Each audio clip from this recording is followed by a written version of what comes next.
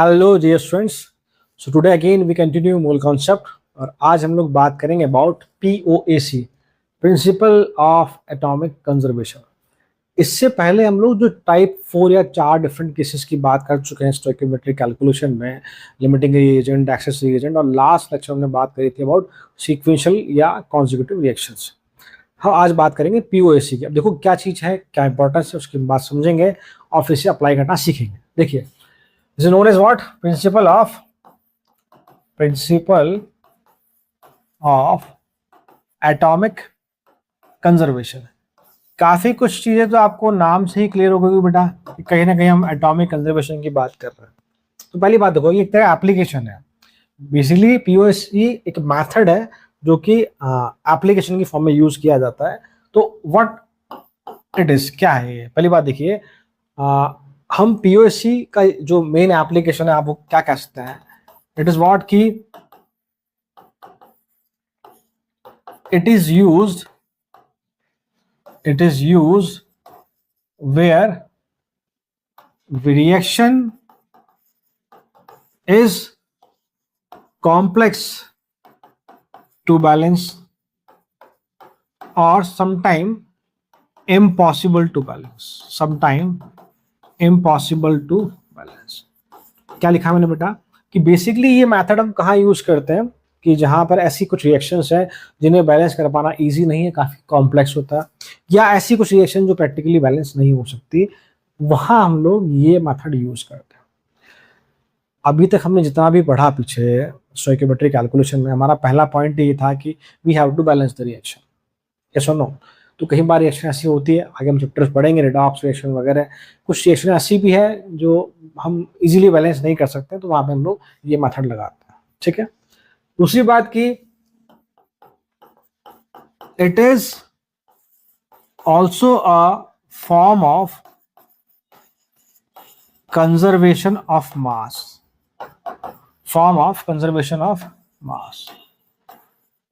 हाँ ठीक है। बेसिकली यहाँ पे हम कंजर्वेशन ऑफ एटम की बात करते हैं, हम लोग बेसिकली यहाँ पर कंजर्वेशन ऑफ एटम की बात करते हैं। That is atom can neither be created nor be destroyed. Atom can neither be created and what we say nor be destroyed। और रिएक्शन में ऐसा है कि भाई जितने एटम आपके लेफ्ट हैंड साइड पे है रिएक्शन में, उतने ही आपके राइट हैंड साइड में भी होंगे। मतलब जितने राइट हैंड साइड में नंबर ऑफ एटम्स हैं, उतने ही आपके नंबर ऑफ एटम्स आपके प्रोडक्ट साइड में होंगे। ये आप कहते हैं इस प्रिंसिपल का पूरा बेस है। It is what? It is based on conservation of atom. It is based on conservation of atom. दो बातें। तो क्या है? पहला तो एप्लीकेशन की हम वहां यूज करेंगे जहां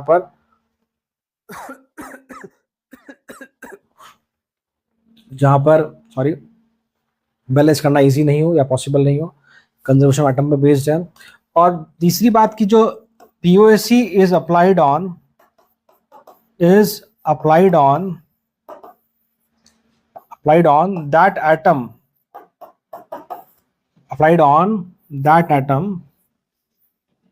that atom which is completely consumed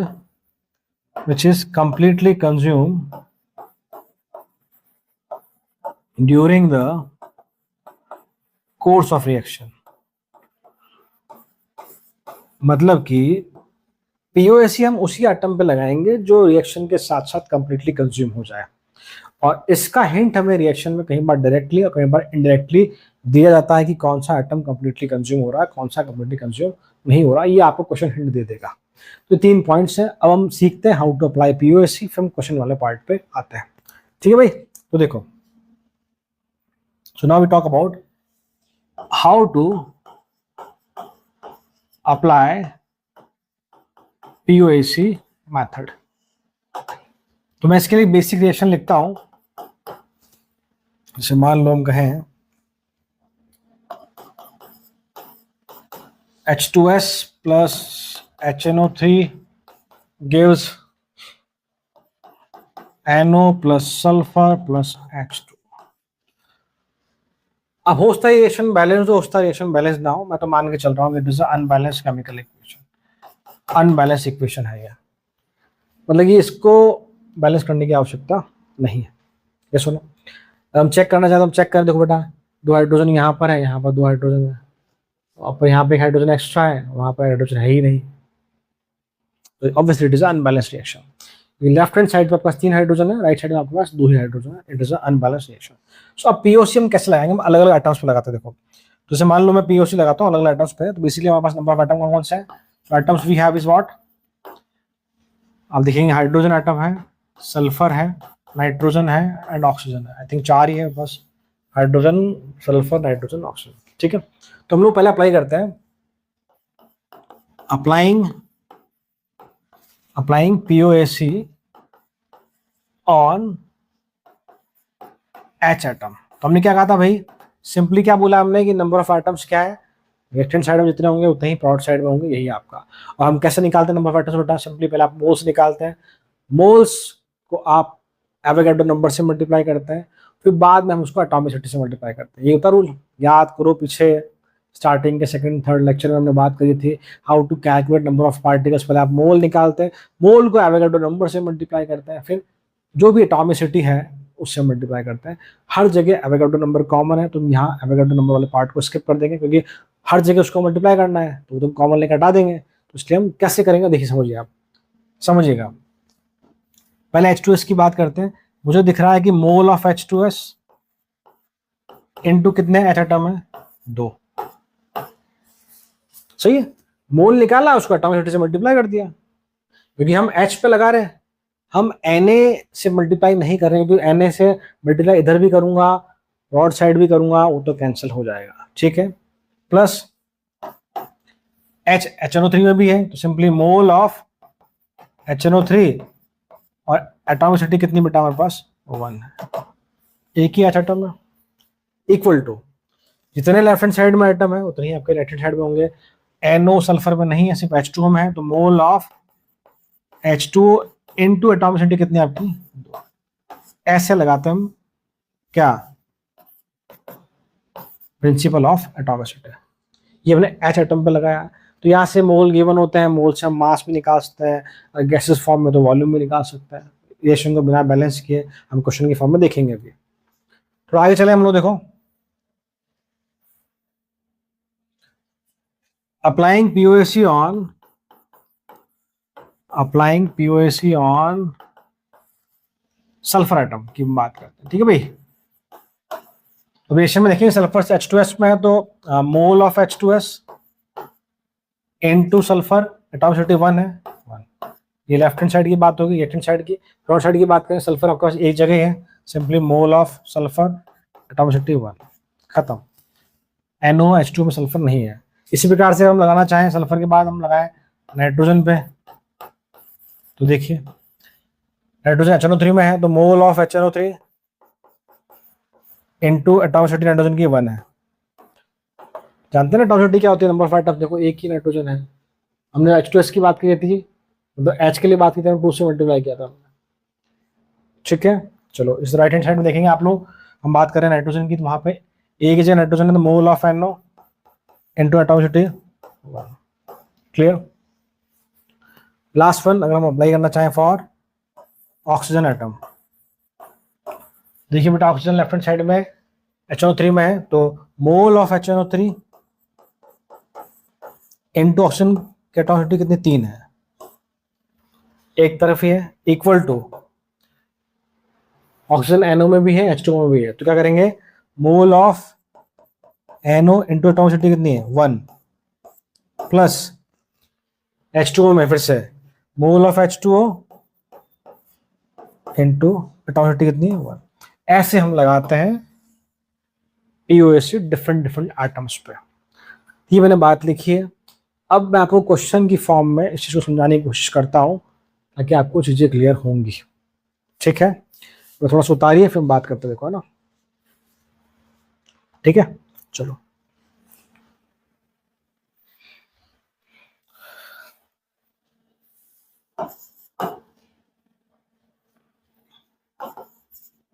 if 12 gram of magnesium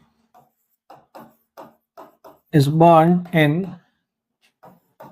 excess of oxygen, how much amount of MgO will produce? How much amount of MgO will produce? देखो भाई, 12 ग्राम मैग्नीशियम को हम बर्न कर रहे हैं ऑक्सीजन के प्रेजेंस में, तो कितना MgO बनेगा? तुम जानते रिएक्शन क्या होती है बेटा? देखो, Mg plus O2 gives MgO। सही है, क्लियर? अब देखेंगे, उसने खुद ने कहा कि एक्सेस ऑफ ऑक्सीजन, ऑक्सीजन बहुत ज्यादा है, इट मीन्स कि आपका लिमिटिंग रिएजेंट है, this is your limiting reagent. बस में तो अब देखो, हमें बोला गया कि 12 ग्राम क्वेश्चन में गिवन है, हमसे पूछा है कि इसका मास कितना वाला है, x ग्राम, तो x का वैल्यू निकालना आपको। तो अगर मैं इसे बेसिक मोल कॉन्सेप्ट से करता हूँ, जो पहले करते आ रहे हैं, तो हमारा पहला काम ही क्या है, इसको बैलेंस करना होगा। तो first thing is what we have to balance this. ऐसे करेंगे हम लोग, करेंगे बैलेंस, ऐसे करेंगे, ये सुनो। तो एक तो पहले मैं करता हूँ उसको बेसिक मोल कॉन्सेप्ट से, जो पढ़ा है, फिर हम करते हैं इसको पीओएसी से, देखते हैं ना भाई। तो देखो भाई, तुम्हें मालूम है कि अकॉर्डिंग टू क्वेश्चन पहले मोल निकाल लेते हम लोग, डायरेक्ट वेट से बचते हैं। आप, मैंने आपको सिखाया कि आप वेट से वेट कोरिलेट करके भी कर सकते हैं और मोल निकाल कर भी कर सकते हैं। तो मैं फिलहाल उसको मास से ही कर रहा हूँ। अकॉर्डिंग टू क्वेश्चन मुझे दिख रहा है कि अगर इसको भूल जाते हैं हम लोग, ऊपर दिख रहा है मुझे कि 2 × 24 ग्राम अगर ये है, तो ये प्रोड्यूस होता है 2 × कितना भाई mg, 24 + 16 कितना, 40 ग्राम। सही है भाई। हमारी बैलेंस इक्वेशन क्या बोलती है कि 2 मोल mg रिएक्ट करेगा, 2 मोल MgO बनेगा, कोई दिक्कत नहीं। इसका मतलब 2 × 24 ग्राम अगर रिएक्ट करता है तो 2 × 40 ग्राम में बनता है। हमसे बोला है क्वेश्चन में 12 ग्राम है, तो हम क्या करेंगे, पहले 1 ग्राम का निकाल लेते हैं वैल्यू। 2 × 40 divide by 2 × 24। हमसे 12 ग्राम के लिए पूछा है, तो ऐसे कर लेंगे हम लोग, 2 × 40 अपॉन 2 × 24 × 12। तो आपका 2 कैंसिल हो जाएगा, 2 कैंसिल हो जाएगा, आपका 20 ग्राम आएगा। तो आपका 20 ग्राम MgO बनेगा। ये तरीका को मैंने और सिखाया था कि mg के mole upon stoichiometric coefficient equal to MgO के मोल अपॉन स्टोइकियोमेट्रिक कोएफिशिएंट, वहां से मोल निकालो, मोल को मोलर मास से मल्टीप्लाई करो, तब भी आ जाएगा। कुल मिलाकर मुझे समझ में आया कि मेरा आंसर कितना आया, 20 ग्राम। ये मैंने किया बेसिक मोल कॉन्सेप्ट से। अब इसी क्वेश्चन को मैं आपको करके दिखाता हूँ, किससे, यूजिंग पीओएसी से।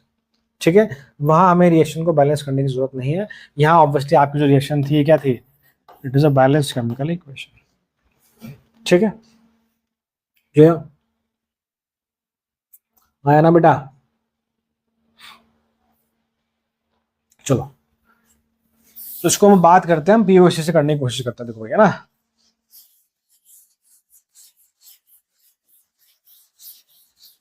मैं फिर से लिखूंगा वापस इक्वेशन, देखिए आप लोग।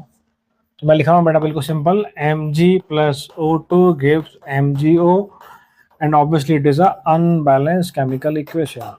आपने कहा था, मैंने आपको बताया था कि हम पीओसी उसी एटम पे लगाते हैं जो रिएक्शन में कंप्लीटली कंज्यूम हो जाता है। तो क्वेश्चन ने खुद ने क्लियर बोला है कि O2 एक्सिस में तो ये आपका ER है, तो यही आपका LR है। इट मींस मैं Mg एटम पर मैं पीओसी लगा सकता हूँ।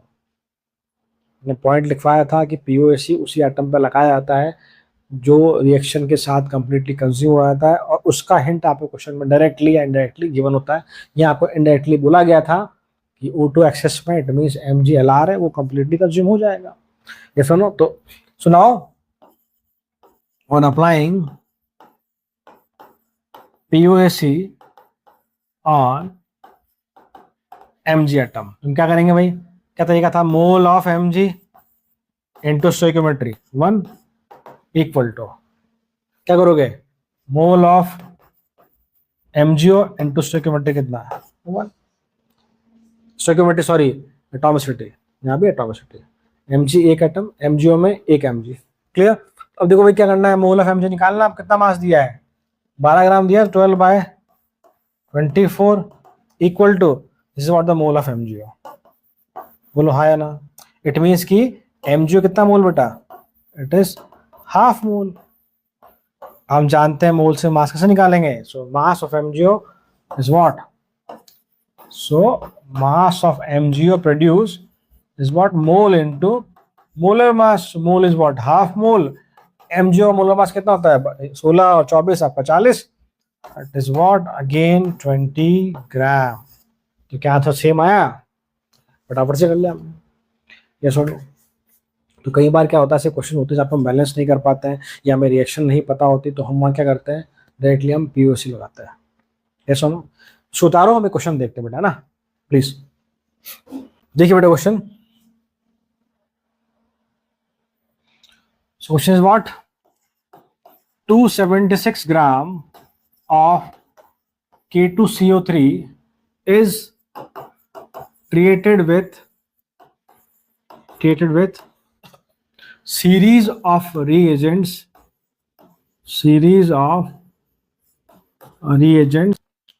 तो देखिए बेटा क्वेश्चन इस प्रकार से है, 276 ग्राम ऑफ K2CO3 आपको गिवन है, इस treated with series of reagent, इसको बहुत अलग अलग तरह के रिएजेंट से रिएक्ट करवाया गया है, so as to convert all of its carbon into a complex that is K2Zn3 FeCN6 whole twice।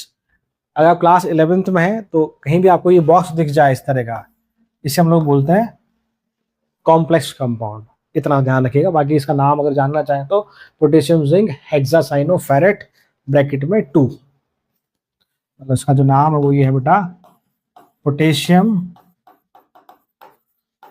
Zinc hexacyanoferrate 2। ठीक है, फिलहाल अगर इसकी जरूरत नहीं है, मैंने बता दिया आपको। तो ये कॉम्प्लेक्स कंपाउंड बनता है।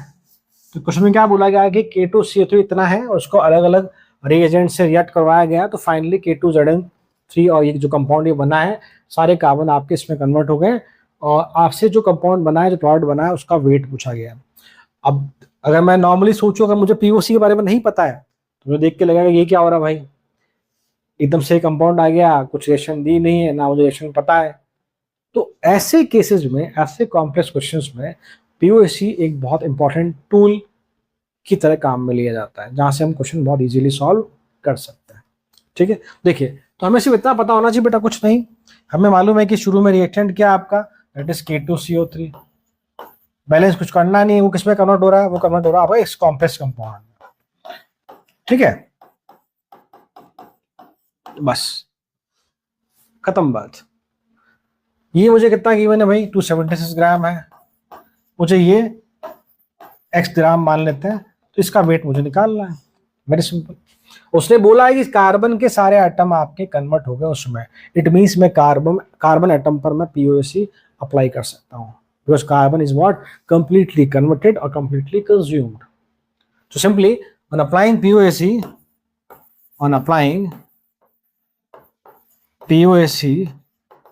on कार्बन एटम, तो क्या करेंगे आप, mole of K2CO3 into stoichiometric coefficient, sorry into atomicity, कितनी काम बनेगी बेटा, 1, equal to mole of this compound, मैं सिर्फ कॉम्प्लेक्स लिख रहा हूं, उसको पुराने लिख रहा, मोल of this complex into atomicity of carbon. Carbon कितने बेटा देखिए, CN, एक कार्बन ये 6, बाहर 2, 6 इंटू 2 12 कार्बन है, तो एटॉमिसिटी कितनी कार्बन की आपकी, 12। यहां तक ठीक है, इसको हम सॉल्व करेंगे। थोड़ा इसको मैं सही कर लेता हूं। तो देखो बेटा, आई होप ये विजिबल है आपको। सो मोल निकालना है मुझे, मोल is what, simply given mass by molar mass. So mole of K2CO3 276 bye molar mass, कितना मोलर मास का निकालेंगे आप, पोटेशियम 39 और आपका ये 78, कार्बन 12, 80, 90 और ये आपका 48, दैट इज 138। मतलब इसका जो मोलर मास है हमारा वो आया 138। अब मैं K2Zn3 FeCN6 का मोलर मास अगर निकालता हूं तो वो आपका निकल के आता है, देखो पोटेशियम 39 है, जिंक आपका 65.4 होता है, Fe 56, कार्बन 12, नाइट्रोजन आपका 14 है। टोटल हम जो निकालते हैं इस पूरे का मोलर मास निकल के आपका आता है 698, इट इज नियरली 698। तो इस तरफ क्या करेंगे हम लोग, 12 इंटू गिवन मास x माना है मैंने अपॉन मोलर मास 690, ऐसे आपको x की वैल्यू मिल जाएगी। कितना सिंपल है देखो। आई होप समझ में आई होप आपको पॉइंट समझ में आ रहा होगा। 2 equal to 12 into x upon 698, तो इसे 698 x is simply 698 by 12, that is 61138, ठीक है, अप्रोक्सीमेटली इट इज 116 ग्राम। ये आपका आंसर आ गया, और इसे बहुत एग्जैक्टली निकालेंगे तो 116.33 चलता रहेगा। आंसर आपका 116 ग्राम। तो मेरे कहने का मतलब है कि कितना इजी हो गया पीओएसी की हेल्प से कि हमें बहुत ज़्यादा रिएक्शन याद नहीं करनी है, और रिएक्शन बैलेंस करना भी कोई बहुत ज़्यादा ज़रूरी नहीं है। तो उतारिए, एक क्वेश्चन और देखते हैं जो हमसे एग्जाम पूछा गया, फटाफट से उतारिए। ठीक है, देखिए तो क्वेश्चन लिख रहा हूं। What weight of P4O6 and P4O10 देखिए बेटा question, what weight of P4O6 and P4O10 will be produced by combustion of 31 gram of phosphorus P4 and 32 gram of oxygen leaving no P4 and O2, मतलब P4O2 बचेगा नहीं, खत्म हो जाएगा पूरी तरह से। देखो मुझे इतना समझ में आ रहा है क्वेश्चन देख के कि भाई कहीं ना कहीं जो P4 है इसका कंबशन हो रहा है,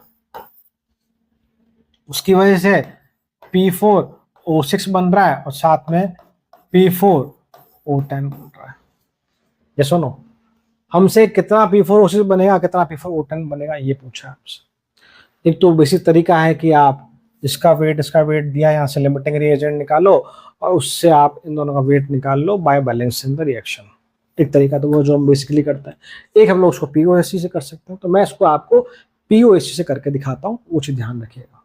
क्वेश्चन में बहुत क्लियरली बोला गया कि P4 और O2 जो है पूरी तरह से खत्म हो जाएंगे, बिल्कुल नहीं बचेंगे। इट मीन्स आप P4 पे और O2 पे आप क्या लगा सकते हैं, आप इस पे पीओएसी का प्रिंसिपल यूज कर सकते हैं फास्फोरस के एटम पे और ऑक्सीजन के एटम पे। क्लियर? चलो सो देखिए, पहले मैं अप्लाई करता हूँ, उससे पहले हमें ऑब्वियसली यहाँ पर वेट की आवश्यकता होगी। तो पहले हम लोग मान लेते हैं कि इसका x ग्राम बन रहा है और इसका y ग्राम बन रहा है। मैं मोल निकालूं तो x by 31 into 4 124 plus 64 209 weight 16 ठीक है करेक्ट। और इसके मोल आपके y अपॉन 220 है, 4 ऑक्सीजन एक्स्ट्रा हर जोड़ दो तो 284। ठीक है भाई।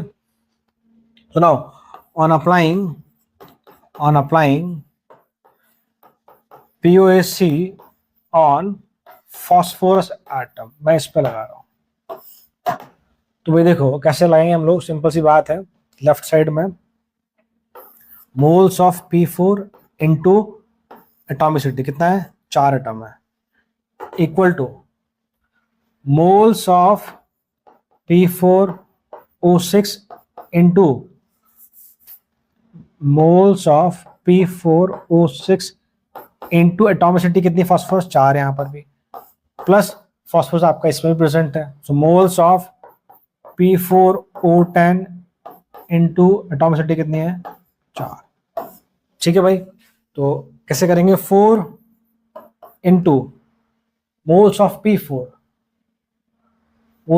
कितना फास्फोरस गया, 31 बाय कितना मास हो जाएगा इसका भाई, 31 इंटू 4, तो ऑब्वियसली तो कैंसिल हो जाएगा, 1 आ जाएगा तो, इक्वल टू 4 इंटू P4O6 को आपने माना x बाय 220, ये इसके मोल, प्लस 4 इंटू y बाय 284।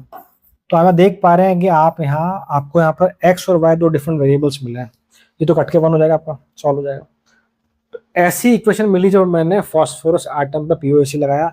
अब ऐसे में जब ऑक्सीजन एटम पे पीओसी लगाऊंगा तो एक इक्वेशन और मिलेगी एक्स और वाई की टर्म पे। वहां हम लोग एक्स और वाई को सॉल्व करेंगे और जो भी हमने सीखा है अर्ली क्लासेस में 9th 10th में अलजेब्रिक इक्वेशन कैसे सॉल्व करते हैं, वहां से हम एक्स और वाई की वैल्यू निकालेंगे। ठीक है भाई, चलो मैं पीओसी लगाता हूँ अब फास्फोरस के बाद ऑक्सीजन एटम पे।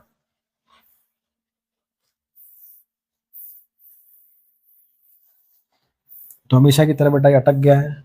चलो मैं ऊपर लिखने की कोशिश करता हूँ। सो ऑन अप्लाइंग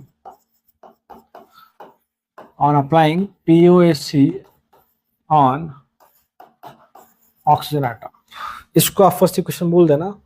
तो ऑक्सीजन एटम में क्या करेंगे हम लोग भाई, moles of oxygen into atomicity कितना भाई, 2 एटम है, इक्वल टू ऑक्सीजन दोनों में प्रेजेंट है, so mole of P4O6 into atomicity कितनी 6 भाई ऑक्सीजन इस बार, प्लस हम लोग P4O10 में लगाएंगे तो moles of P4O10 into atomicity कितनी ऑक्सीजन 10 इस बार। ठीक है भाई, सो 2 इनटू ऑक्सीजन कितना दिया क्वेश्चन में आपको 32 ग्राम दिया है, 32 given mass by molar mass, ये कैंसिल हो जाएगा, 2 बचेगा इधर, 6 into x by 220 plus 10 into y by 284। ये आपकी इक्वेशन नंबर 2 आ गई। तो ये आपकी इक्वेशन 1 और इक्वेशन 2, किसी एक में से एक्स का वैल्यू निकाल के यहाँ पुट कर दो या यहाँ से निकाल के वहां पुट कर दो, you will get the answer. मैं सॉल्व नहीं कर रहा, डायरेक्टली आपको बता रहा हूँ कि एक्स का वैल्यू जो निकल के आएगा हमारा वो आपका आएगा 27.5 ग्राम, मतलब कि ये आपका वेट आएगा इसका P4O6 का, और वहीं जो वाई का वैल्यू आपका निकल के आएगा 35.5 ग्राम, जो कि वेट आएगा आपका P4O10 का। सो इसे मुझे समझाना था कि कैसे सॉल्व करते हैं, अब इसे ट्राई करना। तो ये आपका एप्लीकेशन था पीओसी का, जो भी बहुत इंपॉर्टेंट है। एक और इम्पॉर्टेंट बात, हमने पीछे जितने भी क्वेश्चंस किए LR के या उससे पहले, वहां पर भी आप सभी जगह पीओसी लगाकर सॉल्व कर सकते हो। तो आज के लेक्चर में इतना ही, और नेक्स्ट लेक्चर में लोग बात करेंगे कि इंपॉर्टेंट टॉपिक की, जो भी basically J advance point of view से बहुत इंपॉर्टेंट है, that is about what we say. या अगर मेडिकल की हम बात करें तो बहुत अच्छे क्वेश्चन हमसे पूछता है, तो हम बात करेंगे about the percentage purity and percentage yield वाले क्वेश्चंस के बारे में। सो आज के लिए इतना, थैंक यू सो मच।